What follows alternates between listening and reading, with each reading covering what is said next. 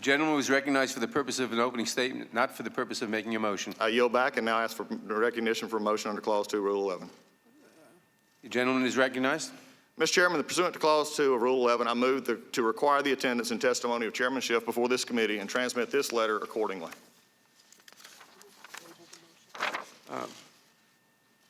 For what purpose does the gentlelady seek recognition? I move to table the motion. Motion to table is made and not debatable. All in favor of the motion to table say aye. Aye. Opposed? No. The motion to table is agreed to. Recorded vote. The recorded vote is requested. The clerk will call the roll. Parliamentary inquiry, Mr. Chairman. The clerk will call the roll. Parliamentary inquiry, Mr. Chairman. You're not recognized for parliamentary inquiry at this time. There's a vote in process. Just a reminder, any no vote says you don't want Mr. Chairman Schiff coming, correct? The clerk will call the roll. Mr. Nadler. Aye. Mr. Nadler votes aye. Ms. Lofgren. Aye. Ms. Lofgren votes aye. Ms. Jackson-Lee. Aye. Ms. Jackson-Lee votes aye. Mr. Cohen. Mr. Cohen votes aye. Mr. Johnson of Georgia. Mr. Johnson of Georgia votes aye. Mr. Deutsch. Mr. Deutsch votes aye. Ms. Bass. Mr. Richmond. Yes. Mr. Richmond votes yes. Mr. Jeffries. Aye. Mr. Jeffries votes aye. Mr. Cicilline. Aye. Mr. Cicilline votes aye. Mr. Swalwell. Yes. Mr. Swalwell votes yes. Mr. Liu. Aye. Mr. Liu votes aye. Mr. Raskin. Aye. Mr. Raskin votes aye. Ms. Jayapal. Aye. Ms. Jayapal votes aye. Ms. Demings. Aye. Ms. Demings votes aye. Mr. Correa. Aye. Mr. Correa votes aye. Ms. Scanlon. Aye. Ms. Scanlon votes aye. Ms. Garcia. Aye. Ms. Garcia votes aye. Mr. Neguse. Aye. Mr. Neguse votes aye. Ms. McBath. Aye. Ms. McBath votes aye. Mr. Stanton. Aye. Mr. Stanton votes aye. Ms. Dean. Aye. Ms. Dean votes aye. Ms. Mucarsel-Powell. Aye. Ms. Mucarsel-Powell votes aye. Ms. Escobar. Aye. Ms. Escobar votes aye. Mr. Collins. No. Mr. Collins votes no. Mr. Sensenbrenner. Mr. Sensenbrenner votes no. Mr. Shabbat. Mr. Shabbat votes no. Mr. Gomert. Mr. Gomert votes no. Mr. Jordan. Mr. Jordan votes no. Mr. Buck. Mr. Buck votes no. Mr. Ratcliffe. Mr. Ratcliffe votes no. Ms. Roby. Ms. Roby votes no. Mr. Gates. Mr. Gates votes no. Mr. Johnson of Louisiana. Mr. Johnson of Louisiana votes no. Mr. Biggs. Mr. Biggs votes no. Mr. McClintock. No. Mr. McClintock votes no. Ms. Lesko. No. Ms. Lesko votes no. Mr. Reschenthaler. No. Mr. Reschenthaler votes no. Mr. Klein. No. Mr. Klein votes no. Mr. Armstrong. No. Mr. Armstrong votes no. Mr. Stubbe. No. Mr. Stubbe votes no.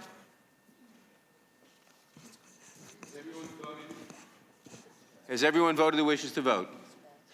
Ms. Bass. Ms. Bass? Ms. Bass votes aye. The clerk will report. Mr. Chairman, there are 24 ayes and 17 noes. The motion to table is agreed to. Mr. Chairman, I have a parliamentary inquiry. The gentleman will state his parliamentary inquiry. Thank you, Mr. Chairman. Clause C2 of the Judiciary Committee's impeachment inquiry procedures states that members of the committee can raise objections relating to the admissibility of testimony and evidence, but it doesn't say what rules apply to admissibility. So I'm hoping you can explain to us what objections may be made under this clause, and if you intend to use the federal rules of evidence. The gentleman will suspend. That is not a proper parliamentary inquiry. It is a proper It is not a proper parliamentary I stated a rule. I stated a rule, Mr. Chairman. You can ignore it and not answer it, but you can't just say it's not a proper I'm asking for the application of the rule for an explanation, Mr. Chairman. I don't know how that's not parliamentary. We will apply the rules, period. You won't help us understand that? There's no clarity there. Which rule are you citing? How are you citing that? Clause C2 of the Judiciary Committee's impeachment inquiry procedures. How's that unclear? It's the rules of the House, and they will be applied, period. That's the reply. I'm asking how will they be applied here, sir? They will be applied according to the rules. But not answering your question. A circular response. Thank you. And, Mr. Chairman, can you please also iterate the schedule going forward? In other words, are you planning to hold additional hearings? And if so, when do you anticipate? The gentleman will suspend. That is not a proper parliamentary inquiry. Without objection, all other opening statements will be included in the record. I will now introduce today's witnesses. Mr. Chairman. Noah Feldman. Mr. Chairman. Felix. Chairman, I seek recognition. The gentleman is. I am not going to recognize you now. I am introducing the witnesses. Mr. Chairman, Noah Feldman is the Felix Frankfurter Professor of Law at Harvard Law School. Professor Feldman has authored 7 books, including a biography of James Madison and a constitutional law casebook, as well as many essays and articles on constitutional subjects. Professor Feldman received his undergraduate degree from Harvard College, a doctor of philosophy from Oxford University, where he was also a Rhodes Scholar, and a JD from Yale Law School. He also served as a law clerk to Justice David Souter of the United States Supreme Court. Pamela Carlin serves as the Kenneth and Harl Montgomery Professor of Public Interest Law and the co-director of the Supreme Court Litigation Clinic at Stanford Law School. She is the co-author of several leading case books, including a monograph entitled Keeping Faith with the Constitution, and dozens of scholarly articles. She served as a law clerk to Justice Harry Blackburn of the United States Supreme Court and as a Deputy Assistant Attorney General in the Civil Rights Division of the United States Department of Justice, where she was responsible, among other things, for reviewing the work of the department's voting section. Professor Carlin earned 3 degrees from Yale University, a BA in History, an MA in History, and a JD from Yale Law School. Michael Gerhardt is the Burton Craig Distinguished Professor of Jurisprudence at the University of North Carolina School of Law and Director of UNC's Center on Law and Government. Professor Gerhardt is the author of many books, including The Federal Impeachment Process, a Constitutional and Historical Analysis, as well as more than 50 law review publications on a diverse range of topics in constitutional law, federal jurisdiction, and the legislative process. He received his JD from the University of Chicago Law School, his MS from the London School of Economics, and his BA from Yale University. Jonathan Turley is the J.B. and Maurice C. Shapiro Chair of Public Interest Law at George Washington University Law School, where he teaches torts, criminal procedure, and constitutional law. After a stint at Tulane Law School, Professor Turley joined the GW Law faculty in 1990, and in 1998 became the youngest chaired professor in the school's history. He has written over 36 academic articles for a variety of leading law journals, and his articles on legal and policy issues appear frequently in national publications. A Chicago native, Professor Turley earned degrees from the University of Chicago and Northwestern University School of Law. We welcome all our distinguished witnesses. We thank them for participating in today's hearing. Now, if you would please rise, I will begin by swearing you in.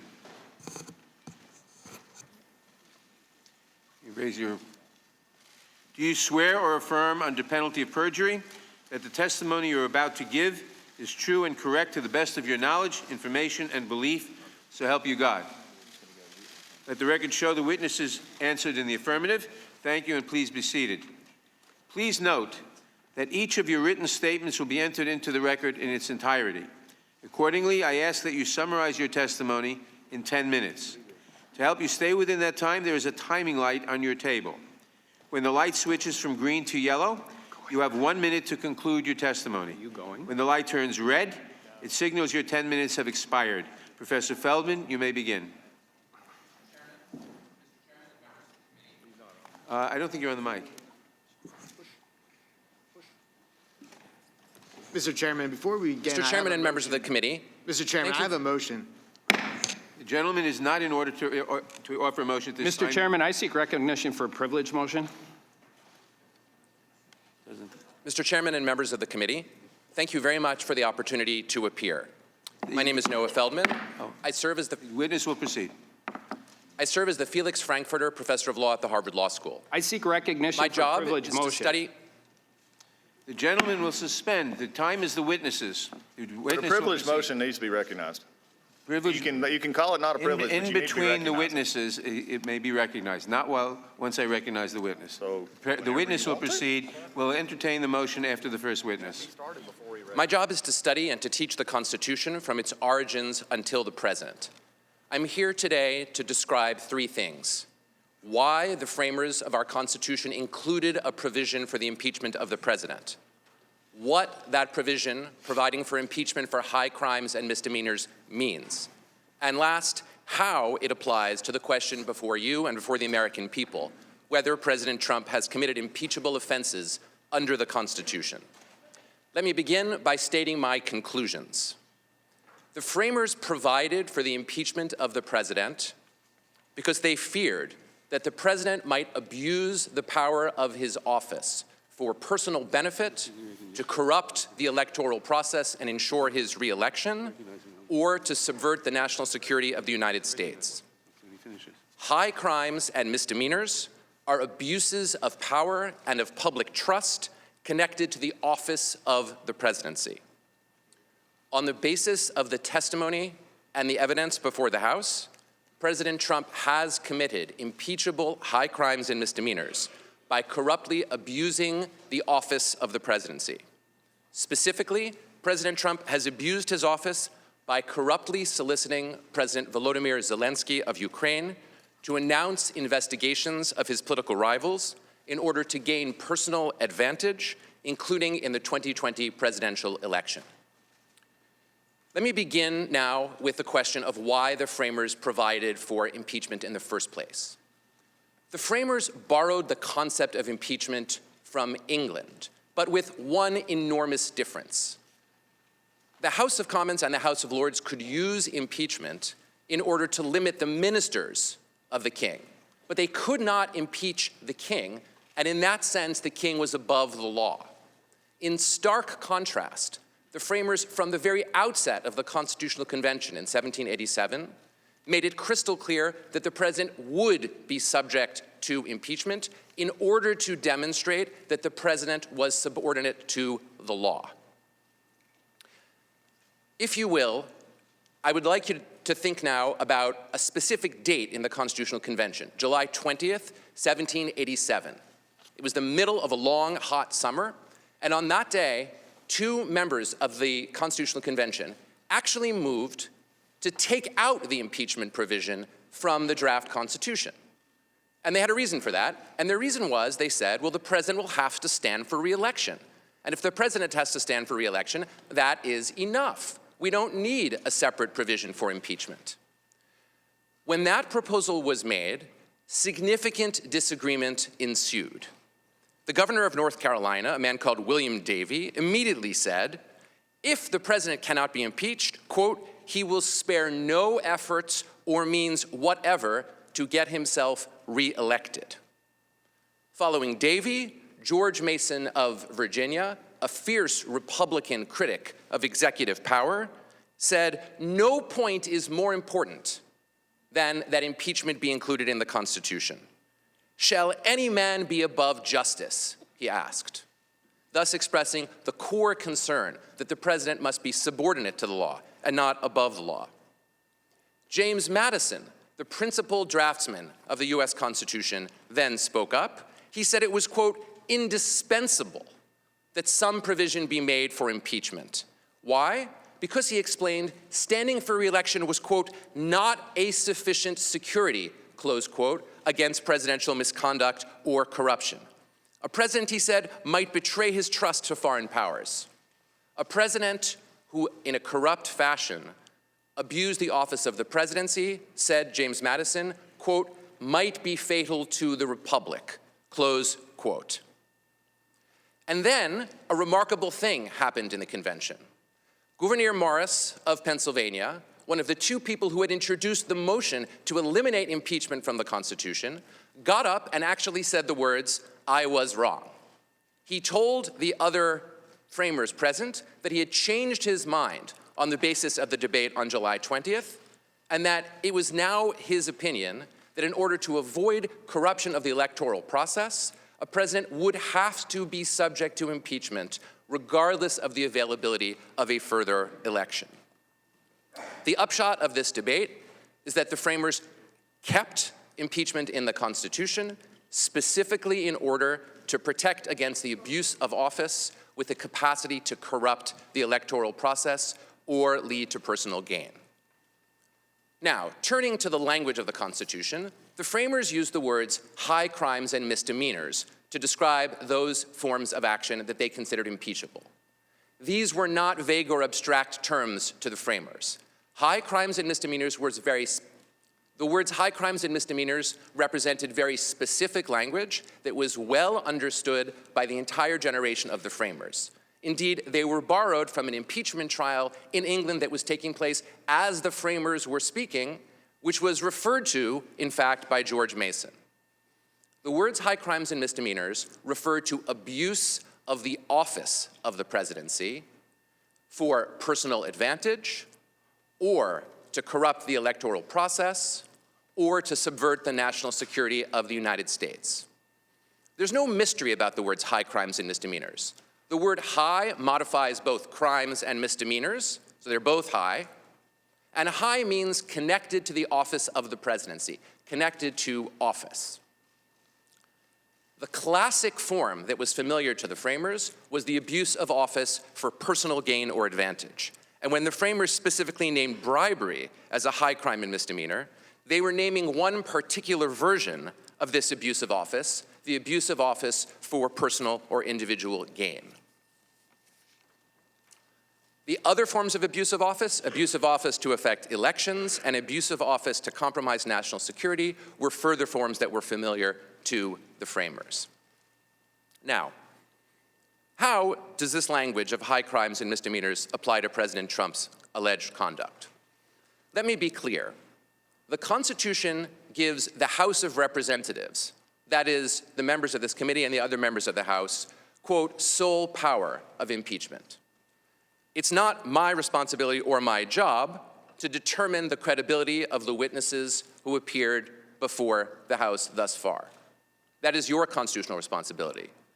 My comments will therefore follow my role, which is to describe and apply the meaning of impeachable offenses to the facts described by the testimony and evidence before the House.